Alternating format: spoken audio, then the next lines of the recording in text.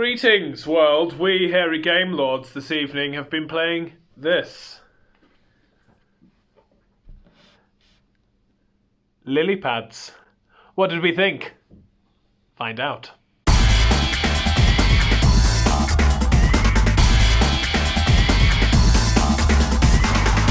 Bearded lady here. Well, Lilypads. Let me just say first off about the artwork. With the artist in the room. Artwork is stylised, but still does everything that you need it to do. I really like the way. So you've got like these lily pads, that are coloured, but then behind they're double-sided, and then behind the actual lily pad itself is the kind of like symbol and the colour of what is on the reverse card. Nice.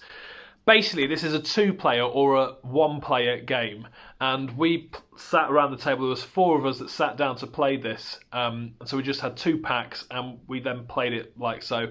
And actually, what was really cool is we got competitive. We got competitive, yeah. So that two-player it's cooperative game, and you, James and I, thrashed them. Brilliant stuff. So that in itself was a really fun game. And with this being a print and play, you could do that. You could print out, you could buy your print and play, and then you could print out a couple of different packs of these and then play that kind of competitive element around the table, if that's what you're into. But yeah, a really clever game. It took me a little bit of time to get my head around it, because, you know, I'm simple like that, but really enjoyed it. You got like this frog, and he's jumping around the lily pads. Great game. There's all the lily pads do different things. I'll let somebody else explain that more, like Pete. But I enjoyed it, especially with that kind of that tweak of competitiveness in it, and rubbing Dave the Grey and Hipster King. We're like, oh, how many points have you got, guys? Oh, you only got 9? Oh, you starting again? Right, yeah, we got 18. So clearly, although there is some skill involved in this game, because it is, to some extent, you know, it's a card game, there is a bit of luck of the draw, and clearly Dave and I didn't get the luck of the draw. Yeah. So, Lilypads, what is it? Basically, you've got a grid of 9 cards, 3 by 3. They're double-sided. Each card has got its own action. The action is repeated on both sides, so you know that when you turn it over, you've still got that action available. Sometimes different. Oh, sometimes different. That's right, because you start with the base set of 9 cards, but then there are additional cards that add in sort of increased difficulty, and you can shuffle them in to get more replayability as well.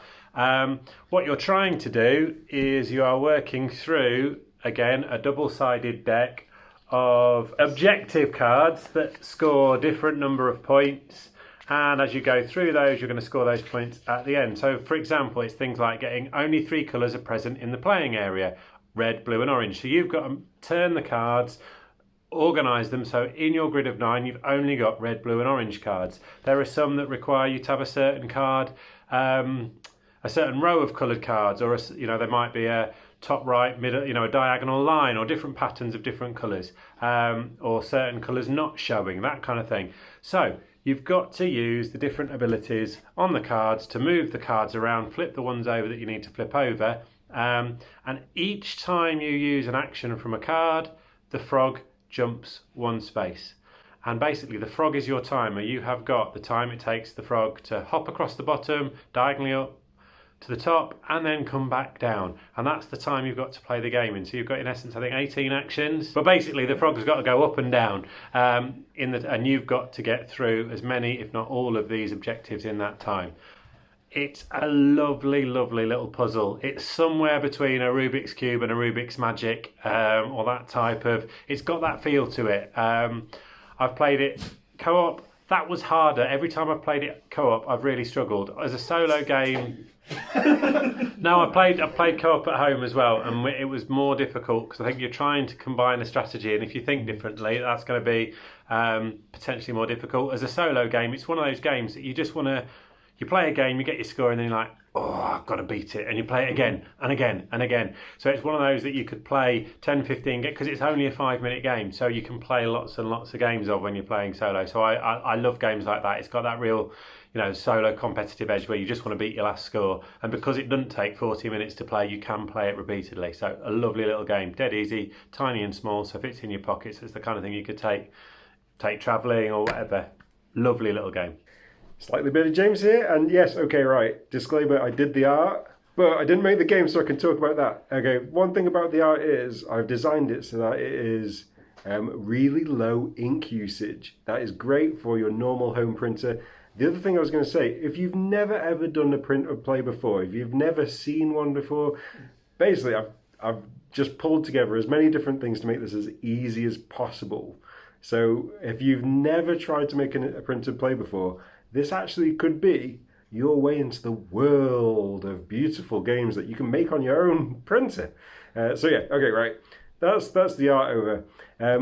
The thing that I like about this game is it's so simple, but there's a real puzzle to it, like the guys were saying. And it does feel a bit like you got a bit of a Rubik's Cube on the table there. So you can slide your rows up and wrap them around, or you can swap cards. And some of the cards, if you flip it, then you have to flip some of the ones near it. And so as you're kind of trying to figure out how to get the different combinations you need for your objectives, you can be very clever in the combinations that you make. I've only played this co-op, so I don't know what it's like to play single player. This game can be enjoyed as a solo, or it can be enjoyed with a friend who you trust. So, Lilypads. I'm Dave the Grey. Hello. Lilypads. It's really thinky. It looks very, very easy, but my word, is it thinky. I think it will actually, probably for me, work better as a single player game, because I think me and Pete were both on completely different wavelengths in what we were trying to do, which is my excuse for losing horribly to Andrew and James. My other excuse, which I feel is also a really good one, is James made the game. He's played it about 27 times. So me and Pete, that were completely new to it, and we're like, what's the best way of doing this? And there's so much, I think, that you play it and then go back and go, actually, it's one of those, right, I need to flip these 3 cards so I can shuffle that card up one, and that gives me 3 different colours. But if I do this and this, I think, like Pete said, Rubik's Cube, if you like that kind of puzzly, slidey, do that, then that, but in the right order, you'll absolutely love it. And print and play, dead easy. Give it a try. Fits in your pocket. It's the kind of thing you can just sit there and play. I can imagine thoroughly just spending hours and all of a sudden it being past your bedtime, which for me is about 9 o'clock. Give it a try. 2 thumbs up from me.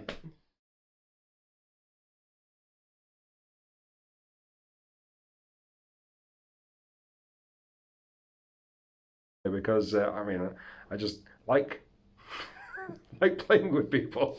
Yeah, I like playing with myself, so. So Is Lilypad your safe word? It may appear, if you've watched our earlier videos, that I'm occasionally a bit of a dick. In my defence, I'd just like to put it out there that I am, in actual fact, a bit of a dick. Thank you.